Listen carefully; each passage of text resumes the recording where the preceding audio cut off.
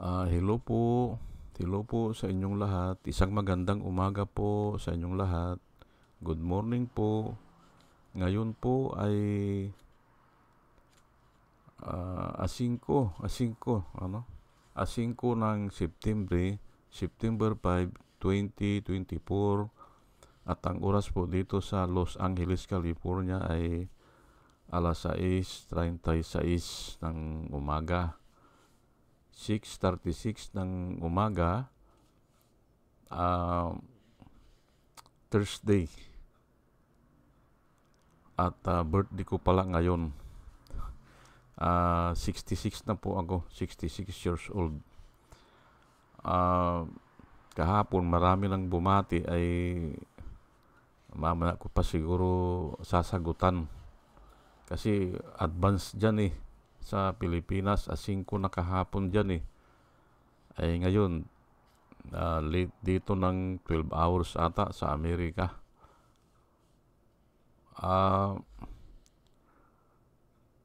Nais ko lang po mag-vlog patungkol dito sa joint account, bank account ni A.R. De La Serna at saka ni Harry Roque. Ang title ko po ay A.R. De La Serna joint bank account with Harry Roque. Ayan po. Pero marami nang tumatalakay. Pero iibahin ko po ito. Iba po kasi ang pagtalakay ko Ginagamit ko po ang Biblia.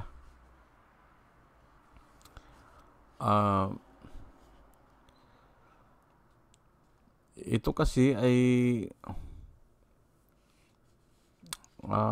masilan din po ito Pero ay talagang ganun kailangang talakayin natin para may matutuhan tayo. A.R. De La Serna joint bank account with Harry Roque. At milyon pala, milyon ang sa isang deposit ay ang matandaan niya ay 3 million na ang nagdideposito ay si Harry Roque. Wala siyang dineposito si A.R. De La Serna, pero nung tinanong siya ano ang pinakamalaking withdrawal mo ay nasa 1.2 daw at saka 1.8 million. Yun ang withdrawal niya. Nung tinanong siya kung ilan lahat ang pera na dumaan dun sa bangko ay hindi daw niya alam. Maaring totoo yun kasi maaring malaman mo kung ilan na yung nawi-withdraw mo, pero yung pera na dumaan dun o naideposito ron, hindi niya alam. Ayan po at sa ngayon ay close na raw. Yun po ang balita dyan. Close na yung bank account at aywan lang natin, si Harry Roque siguro ang nag-close. Ay yan po ang balita. Opo, na alam ko naman na nababalitaan nyo na yan o aware na kayo dyan. Ngayon ay yung kasi pagtalakay ng iba ay hindi naman sa pinipintasan ko sila pero parang hindi nila natatalakay ano ang dapat gawin o ano ang advice nila para hindi maganap yang ganyan sa tao o para maiwasan yan o para hindi maging practice yan. Kasi kailangan pag nag-lecture o pag sumita ka ng ganyan, ano yung advice mo dyan? Ganun po yan. At usually, ang advice mo, yung effective o yung nanggagaling sa salita ng Panginoon. Dapat ganun po. At yan po ang tatalakayin ko ngayon. Iiwasan ko na husgahan ang bawat isa o ang tao o kahit na sinong tao na hindi lang kasi ganyan yan eh. Mayroon din tayong tinatawag na political prostitution eh. O pera din ang katapat nun eh. O yung mga vloggers, hindi ba? Nagpo-prostitute din sila yan dahil ginagamit nila ang sarili nila ay binabayaran sila. Pero ito nga ay ibang klase ito eh. Na sinabi ko na iiwasan natin na husgahan. Pero kung hindi maiwasan ay talagang sasabihin eh para mabigyan ng importansya o diin o maipakita po yung discrepancy, yung pagkakaiba. Opo. At kaya naman ako umiiwas sa ganyan na hatulan niyang ganyan o i-judge siyang ganyan ay halos lahat naman po tayo eh. Halos lahat tayo ay nakaranas ng ganyan. Maaring sa trabaho o katrabaho ay halos lahat po eh nakakaranas ng ganyan. Opo, lalo na kung yung boss natin ay talagang anong tawag doon? Yung mapagsamantala. Opo. Uunti-untiin ka niyan eh. Ganun yan. Kahit na anong klase yan, mararanasan yan. O, hindi maiwasan. O sige po at pero bago ko po ito ituloy-tuloy, ay naandyan naman po, nababasa nyo yung i-discuss ko na verse. Actually, isa lang ito eh, yung Proverbs 5 lang eh, pero dinagdagan ko pa itong Luke 12:23 na alam ko na natalakay ko na ito nung una, pero bibigyan ko ngayon ng diin. Ito po sila, yung gusto kong pasalamatan na sumusuporta po sa atin. Salamat po sa inyong lahat. Hayaan nyo muna na batiin ko o banggitin ko yung mga pangalan nila at magpasalamat o nagpapasalamat po ako sa inyong lahat, sa inyong lalo na yung nagko-comment. Ito po sila, si Rosana Narumi ng Japan, Al Ulalia ng Bacoor, Pampanga, Libra Girl, Alex Sarmiento, Dolor Garcia ng Milano, Italy, Nana Antibi ng Bahrain, batch number 1 po ito, salamat po sa inyong lahat. Will Utaib ng Laguna, Nelson Balyaran, Julia Magbanua ng Singapore, Andre Deliver, Arnold Pernan ng Cebu, Larry Narbais, Josia Lan, Elenita Skrampler ng Germany, Ben Pono, Leti Peralta ng Mamburao Occidental, Mindoro, Maribel Baligat Colio, Querti Q, Jonah M, Rinaldo Abintino, Mel Herrera ng Evanston, Illinois, Ernesto Aburque, Placer E. Duarte, Hiasmin San Juan, Roman Di Paz, Mary Grace Santos, Pacmando, John Cabrera, Luwin Sigako. Salamat po sa inyong lahat. Ike Maglasang, Linda Trasmonti, Linda Walton, Sasha Andigwid, Lenny Bungat, Agripino C., Eduardo Gonzales ng Singapore,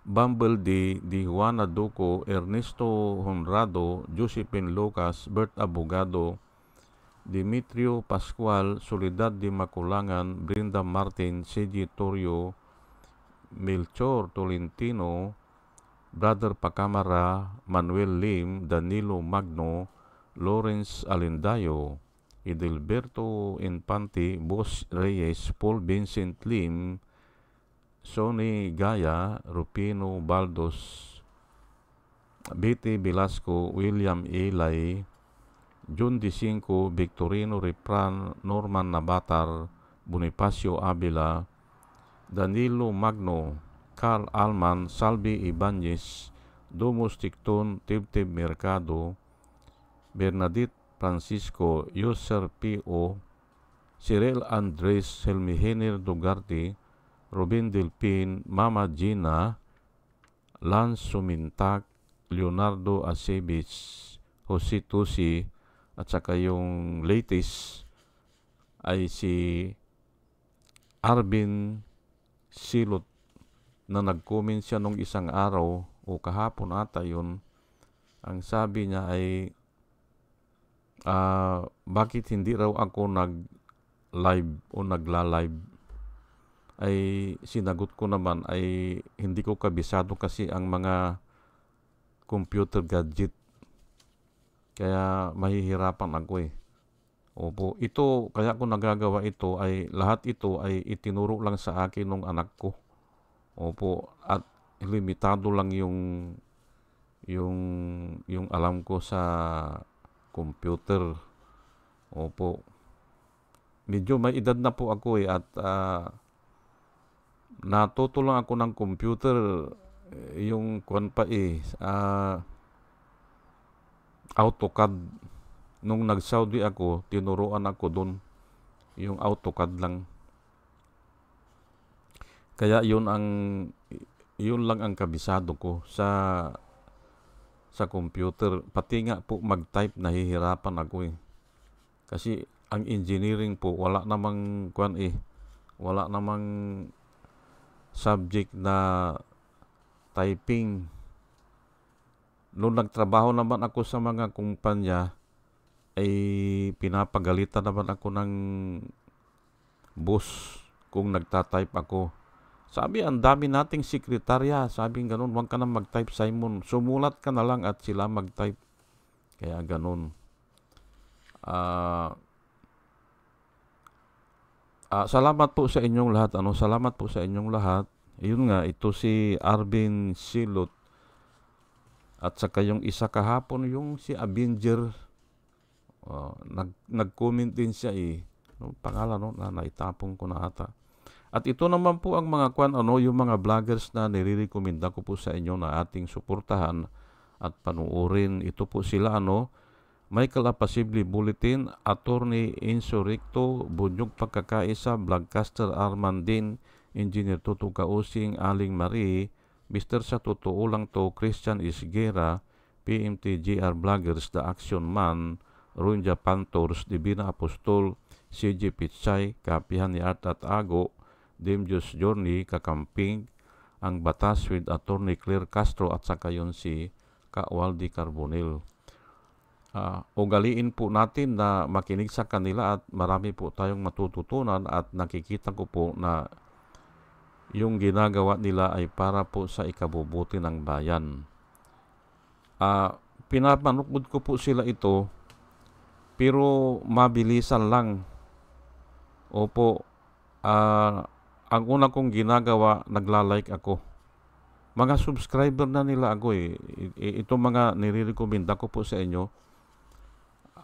At maingat po ako. Pag subscriber mo ako ay talagang believe ako sa iyo.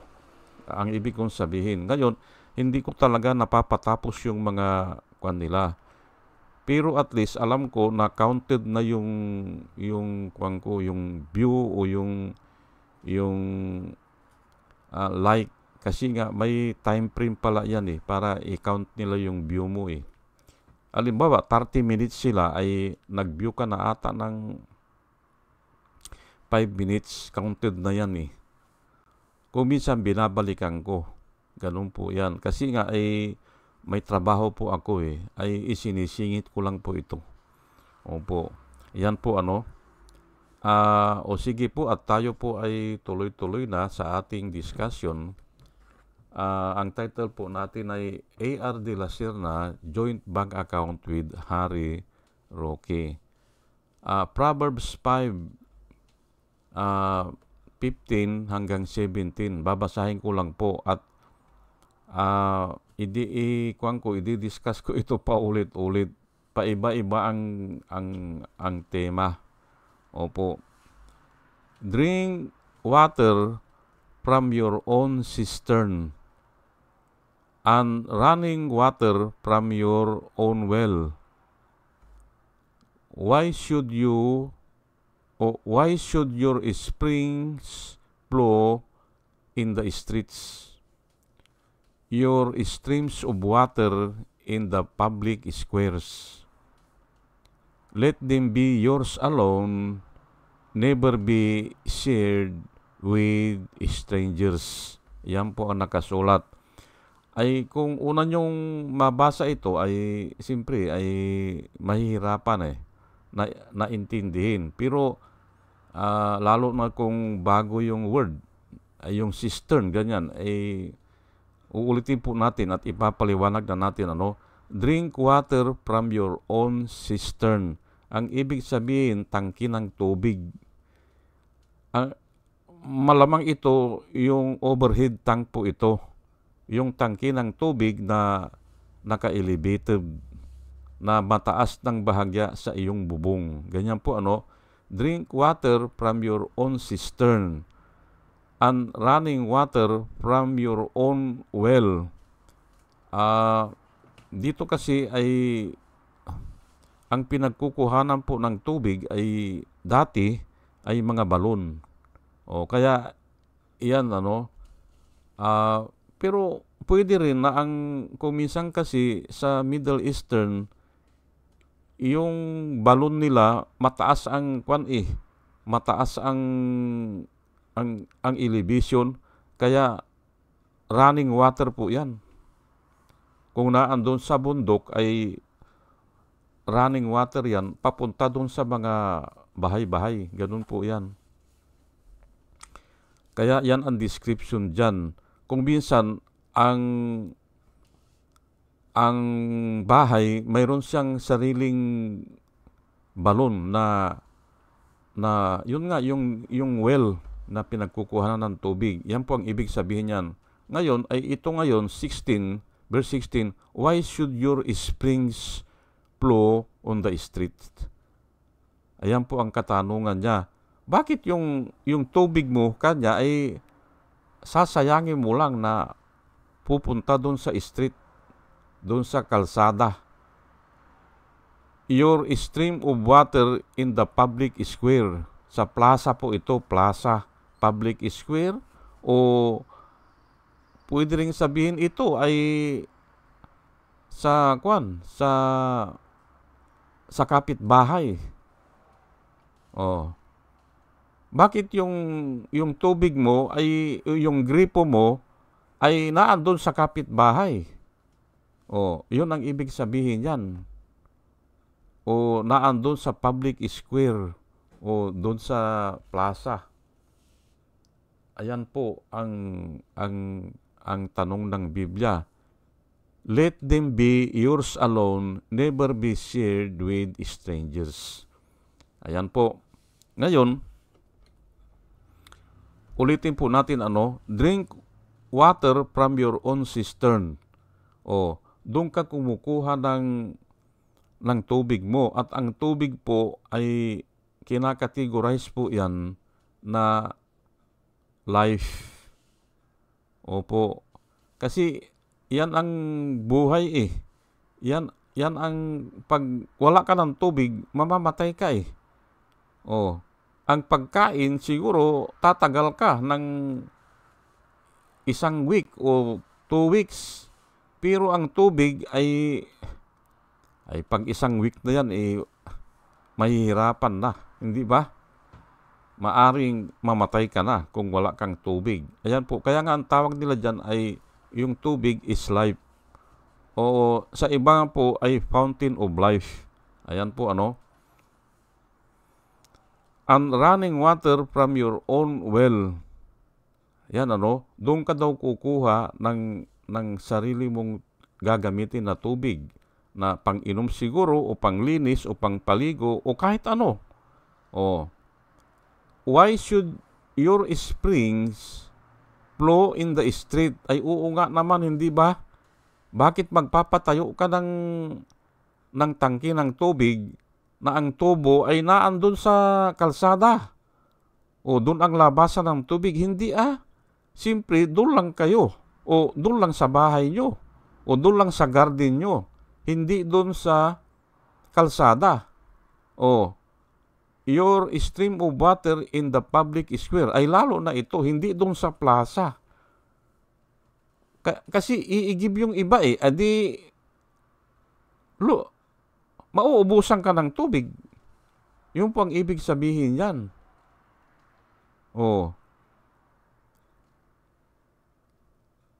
Palagay ko naman ay nabivisualize nyo yan na walang tao na magpapatayo ng tangki ng tubig, yung overhead tank, na yung gripo ay naandun sa kalsada. Mayroon bang ganun?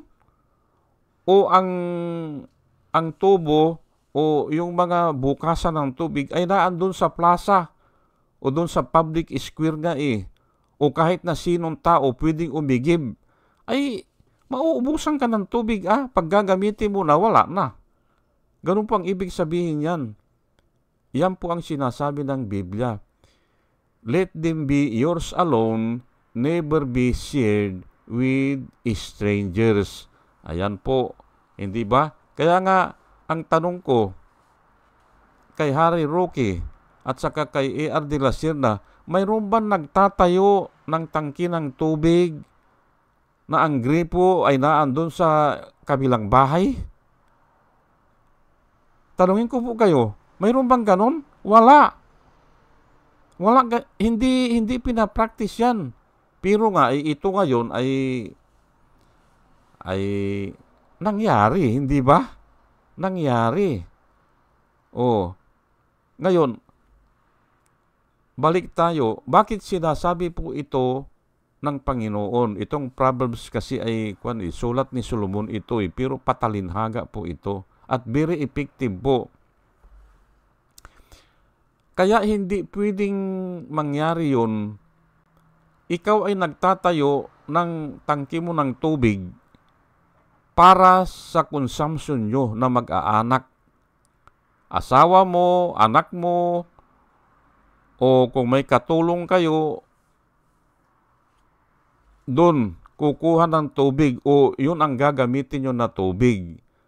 Ay pero kung ang gumagamit ng tubig ay kapitbahay nyo, sige nga. Tanungin ko po kayo. Pwede ba yun? Ay palagay ko naman kahit hindi ka matalino pwedeng sagutin yan Pwede ba yun na yung tangki mo ng tubig ay ang gripo ay naandun sa kapitbahay mo? Ang bukasan ng tubig? Ay kayo na po ang mag-answer dyan, hindi ba? Ngayon, ay bakit ngayon ito si de la Sierra ay yung pera ni Harry Roque ay siya ang nagwi-withdraw? O bakit nga pinupunduhan? Ayan na nga. Hindi ba? Ayan na nga. Ayaw ko na po na mag-usga. Ayaw kong kasi nga ang pauna kong salita, lahat kasi tayo ay nakadanas niyan. Opo. O in other form ay baka tayo pa ang nagdihado o kaya mahirap po yan pero may ikikwento lang po ako sa inyo noong pumutok po ang pinatubo dito sa Zambales ay marami pong nagkuhan dito, yung mga NGO, maraming nag-volunteer ganyan o nag-donate. Ngayon, ang dami po mga health workers dito noon, mga nurse. Opo.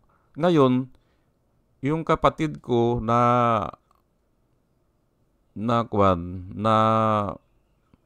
mag-aasawa na, nakabisto na siya naka-bitro na ata ang tawag doon o nakatakda na ikasal. Sa nurse din, taga sa amin. Ngayon ay yung kapatid ko na lalaki na yun, kasi nga opisyal siya ng munisipyo ay naliling siya doon sa mga nurse na mga bagong dating o mga mga magaganda Opo, ay umabot doon sa pansin nung tatay ko. Dito ko narinig yan Noon, mga 1992 yan. Kasi pumutok ang pinatubo 1991 1992, unang kong narinig yan sa aking tatay. Itong Proverbs na ito, kabisado niya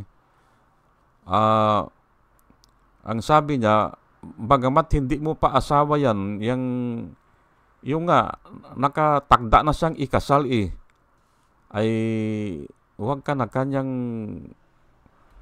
yung malink dyan sa mga nurse na iba. Opo. Hindi naman, sabi nung kapatid ko, hindi, ay inaasistihan ko lang sila kasi SB siya sangguniang bayan siya ay simpre nakakahiya naman kanya na hindi ko sila tulungan o i-assisti o i-entertain. Ayun, binanggit ni tatay ito, nung tatay ko, ay hindi ko alam na Proverbs pala yun. Kasi na-born again po ako 1996 Noong 1992, wala po akong alam sa Word of God. Ayan, sinabi niya, mayroon ba kanya na magtatayo ng tangki ng tubig na ang gripo ay naandun sa kabilang bahay? Sinabihan niyang ganun yung kapatid ko. At dahil dyan sa mga pangaral na yan, ay natututo kami. Opo, hindi ko alam na Biblia pala yun. Mayroon ba kanya na ang gripo ay naandun sa kalsada o naandun sa kapitbahay mo?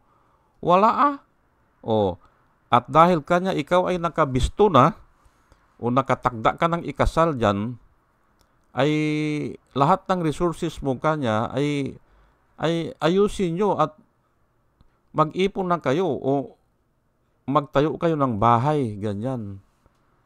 Yun ang ibig sabihin ng tatay ko. Huwag mong sayangin ang lakas mo, huwag mong sayangin ang pera mo o ang resources mo sa hindi mo asawa. Yun po ang ibig sabihin yan. Ay nakatakda ka na kanyang ikasal, ay yan ang asawa mo yan, sabing ganun. Yun po ang isishare ko sa inyo. Kaya yan ang napili ko na Proverbs na patungkol dito sa A.R. de la Serna Joint Bank Account with Harry Roque, ang title ko. Ngayon, ang susunod po na Bible verse ay ito, Luke 12 verse 23. Si Jesus Christ po ang nagsalita nito. Patungkol ito sa lahat ng tao na hindi lang ito sa prostitute o sa prostitution. Lahat po ng tao na yung ginagawa yung food na mas mahalaga kisa sa buhay o ginagawa yung clothing na mas mahalaga kisa sa body. Ito po ang sabi ni Jesus Christ dyan. Kasi nga ay napansin siguro ni Jesus Christ noon na nagkakamali ang pamantayan ng tao. Kaya binanggit niya ito at hindi lang dito sa Luke, nakarecord din ito sa Matthew. Ayan po kaya mahalaga ito kasi 2 beses na nai-record life is more than food, the body is more than clothing. Yan po. Pero sa ibang version, life is more valuable than food and body is more valuable than clothing. Ay oo nga naman, hindi ba? Pero yung iba ay mas pinapahalagahan o mas iniintindi yung clothing kisa dun sa body nila. Hindi ba? Kailangan nila ang maraming alahas, hindi ba? Maraming mga pulsiras, kung ano-ano, mga koloriti. Hindi ba? Ang inilalagay sa body. Kasi ang mas mahalaga sa kanila ay yung clothing. Kaya sinabi ito ni Jesus Christ. At sa iba naman ay mas iniintindi yung food kisa doon sa life nila. Oh, ay kaya nga sinabi ni Jesus Christ na life is more than food. Ayan po. Ay yung nga iba, isinasangla na ang sarili, hindi ba? O ang sabi nila is isinasangla ng kaluluwa, makabili lang ng food, hindi ba? Ayan po ang katotohanan po ng buhay na nangyayari po yan. Kasi nga nagkakamali ang tao Bakit? Binasa ko po yung mga magagaling na interpretation dito, ay nakakalimutan daw ng mga tao na life giver ang Panginoon. Ang akala nila ay yung pagkain lang, ay nabubulok yan. Yung pagkain ngayon na niluto mo, iwanan mo dyan sa lamisa, ay bukas yan ay medyo napapanis na yan. Hindi ba? Pero sa iba, yan ang mahalaga sa kanila. Isinasangla nila ang kanilang sarili. Yan po ang ibig sabihin yan. Ay sorry po pero ay kailangan po bigyan po ng emphasis